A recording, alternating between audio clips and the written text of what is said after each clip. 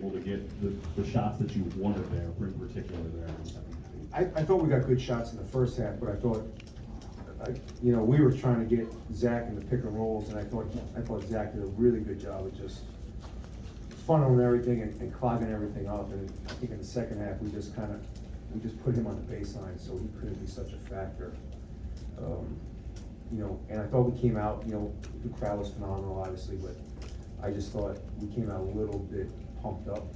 Defensively, I thought we were great in the first half, but, it can work against you offensively. Obviously, you've had a fair number of quality wins here at home, but how significant is this as a program victory for you guys? Yeah, I mean, I think it's, I told the team this, Grant Billmeyer and I were in early this morning watching film, and I said to him, there's no doubt we're gonna win this game. I had no doubt. These kids have worked extremely hard. When we have played bad, they've had a great attitude, they've worked hard, they've brought it every day. We had 3 good days of practice this week, so I knew we were gonna win. This was not a surprise for me, but I think it was important for, this is an unbelievable program. It's one of the best programs in the country. I think it's important for the fan base. I thought it was important for the students to kind of just understand what this program is really all about. And if you think about what went on last year, these poor kids dealing with COVID and all the BS with that. I think for the students, for the fan base, I think that was a great environment and a great moment. Is there a point late in the game or afterward where you let yourself feel the significance of what the win might mean? No, I mean, I don't. This is gonna sound terrible, but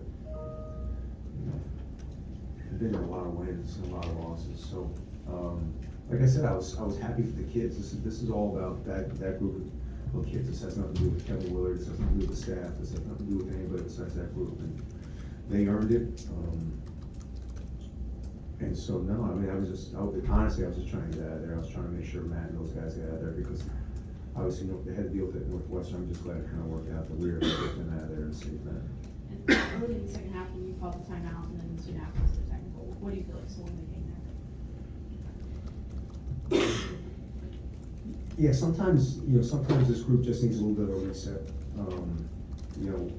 I think they were a little disappointed with the way they played offensively in the first half, and I just had to kind of get them to remember that we had played really good defensively. Let's just get back to that, and then I knew eventually we'd make some shots. I got such confidence in these guys. So, and then again, just getting Zach out of the middle of the floor really helped. Coach, you talked about obviously how much you felt this win for your players, but can you describe the moment when that buzzer went off and you pulled off that upset fan storm the court? Yeah, again, I was trying to get out of there, man. Everyone was trying to rub my head, and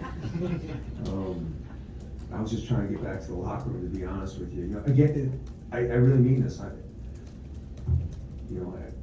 When I was an assistant at Louisville, went to the Final Four. It was like the coolest damn thing in the world. I won a Big East championship in Madison Square Garden. So it's about them. It's what college basketball is all about, especially this time of year. So for me, it was just making sure, they didn't rub my head, and, to the point of I just wanted to get out of there, man, and get back and just get a water. What was the locker room like? Locker room was awesome.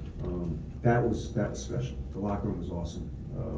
Like I said, the court storming was for the students, the fans. The locker room was what it's all about. It was great. I told them I was very proud of them. I told them that they earned it. They've worked hard. 10 months ago, we put a roster together in a month and a half, and a lot of kids had to buy into what our vision was for this program.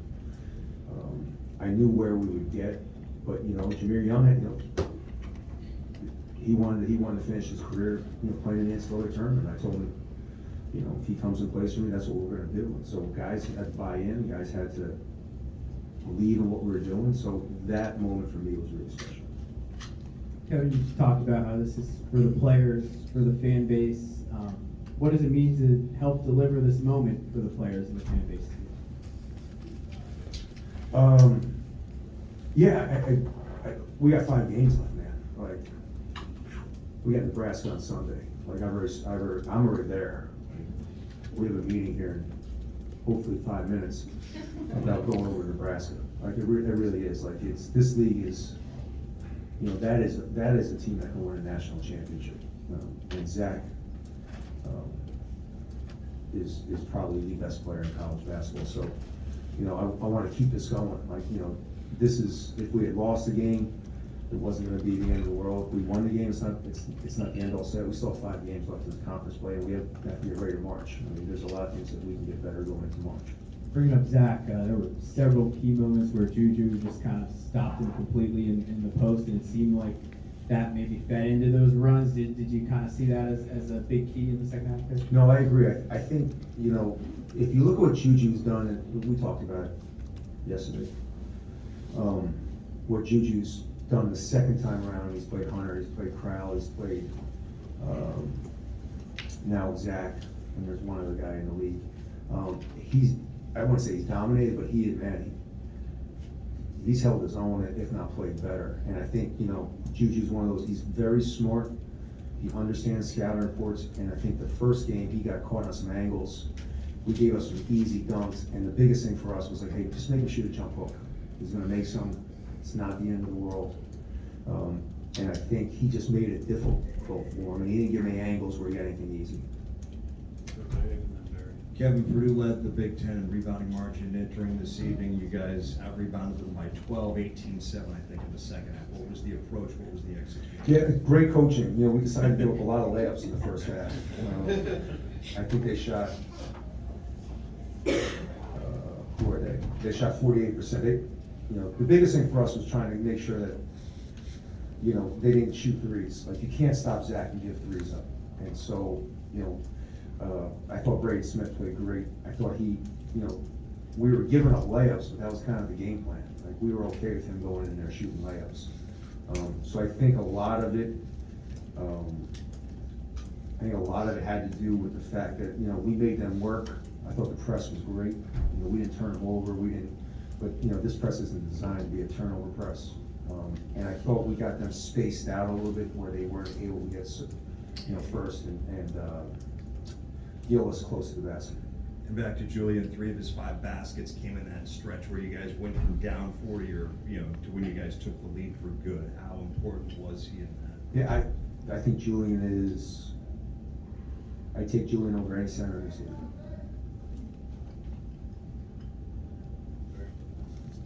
Kevin, real quick, why, watching tape this morning, were you so convinced you were gonna beat the team that's lost? We had 3 great days of practice. Like, I don't practice long this time of year. I think I go for like an hour, maybe at the most. We watched like 30 minutes of film, we left, and then we went on the court for a total of an hour maybe. And these guys didn't want to get off the court, these guys wanted to keep practicing. They understand what we wanted to do. They had a great attitude, 3 great days of practice, so I was like, man, we're gonna win this game. I mean, they're locked in, they were locked in last night at film. You know, we watched film night before games late at night, and they were all locked in. They knew every answer to the scouting report. And we tried to trick them and throw them, and they were locked in. So I just had a lot of confidence because of the way they worked. And you're like, whatever it is, 25 or 26 games into your career here. I mean, what point do you think you're at in terms of building a foundation that sustains it? Oh, we're gonna sustain this. Like, this isn't, we're there. I mean, we have the number 13 recruiting class in the country. We won some pretty big games. We won on the road. We won neutral site. I think the biggest thing, like that group has laid the foundation down. Every recruit that came watch us work, every recruit that watches us practice, every high school coach that comes watching us practice, they all love it. They all love what we're doing. You know, and it's one of those things that, you know, this is, Damon and I talk about it all the time. This is not just a 1-year thing. This is a long-term thing. And with a building like that, you know, now I can see why, you know, Gary's still all pissed that Cole Fieldhouse got, you know, turned into a really nice football.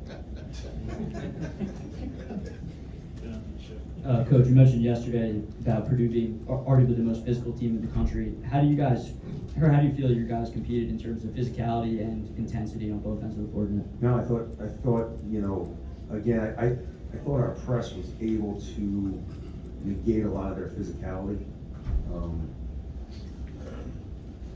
You know, give up only 3 offensive rebounds, you know, to that team. Again, they shot a really good percentage, but, you know, I thought, again, these guys really locked in. They understood what we had to do. So, I thought they were really Coach, you told us, over here, Hey, to John, your what's right. going on? To your right, over here.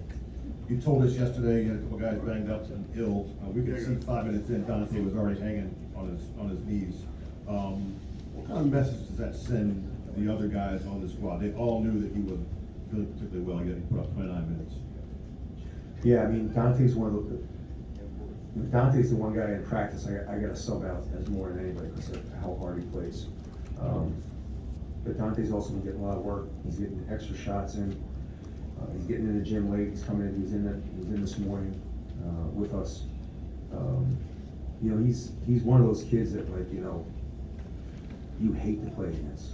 Like, you hate playing against Dante Scott because maybe his numbers weren't great tonight and he was battling, but man, he plays hard. There's not a time he's not on the floor where he's not bringing it 100%. Move to the left side of the room, George. Hey, Kevin. 63% shooting in the second half after struggling in the first half. This unanswerable question, is there a way to bottle that or take something away that you can use to run through the rest No, of the season? I think they were a little amped up. Great crowd, big game. Everybody was talking about it. I thought we came out, we just played super fast on offense. And I thought, you know, sometimes it's hard when you're pressing and you're getting after it. Sometimes it's hard to transition to, you know, I thought the first 4 minutes, I thought both teams were really pressing, playing really hard, but pressing. During your opening press conference to the media, you were talking about your tour around Maryland. You were talking about how special it was. When you see everything come together like it is today, the choice that you made to come to Maryland and everything coming together, did it kind of hit you that, you know what, it's all coming together the way you want it to, in a way? Man, you guys get deep. These aren't questions from Jersey, is it, Johnny Boy? No, I mean, you know, I fell in love with this place in the summertime when all the former players came back and told me stories like it. I spent a lot of time with Coach Williams and, you know, hearing what he did to build this place. I've talked to Mark a lot about how special this place is. So I think it hit me more or less this summer, you know, especially with all the former players coming back. And, you know, Grievous came in this afternoon. He's going to talk to the team tomorrow. So just, I think the history, the greatness of this program, we talk about it. You know, I'm not that deep of a guy. I apologize. It's okay to put it outside. Last to Judith. I don't even know if my question got stolen. Okay, I'll answer it again. What? I'll answer it again. You can have it. Oh, okay. It was just about like the rebounding and how the second half, I mean, I guess Purdue was all missing their shots and you guys seemed, I guess, I don't know if basketball there's such thing as 50-50 balls, but you guys were seeming to get all those like rebounds 50-50 balls. Yeah, I thought Pat came in and gave us a huge boost.